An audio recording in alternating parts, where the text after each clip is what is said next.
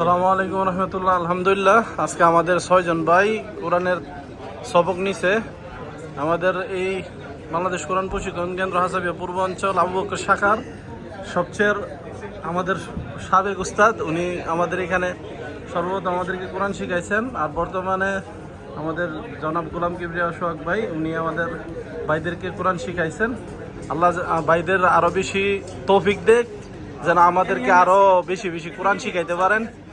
উস্তাদ, আপনি যে কোরআন শিখাইলেন, আপনার অনুভূতিটা একটু বলেন। আলহামদুলিল্লাহ, আমার নসিহত থাকবো যে আমাদের বাংলা ভাষাভাষী সম্ভবত কত কোটি আছে ওস্তাদ বাইরে, প্রায় 1-2 কোটি, 1-1.5 কোটি প্রবাসী বাইরে আছে।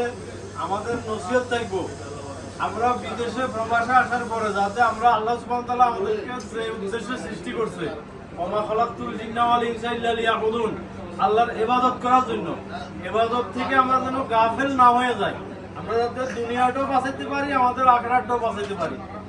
প্রবাসে আমাদের অনেক সুযোগ, শুধু আমরা কোচ প্রবাসীদের উদ্দেশ্যে বলতেছি না, পুরো বিশ্বে যত প্রবাসী আছে, যেখানে আছে সেখানে আছে, সবাই যাতে আমাদের কর্মব্যস্ততার মাধ্যমে আমরা যাতে কর্মব্যস্ততার পরের সময়টুকু যাতে আমরা কোরআন শিখতে পারি, আল্লাহকে চিনতে পারি, আমরা এই আহ্বান আমি সকল প্রবাসী ভাইদের প্রতি থাকবে একজন প্রবাসী হিসেবে ইনশাআল্লাহ।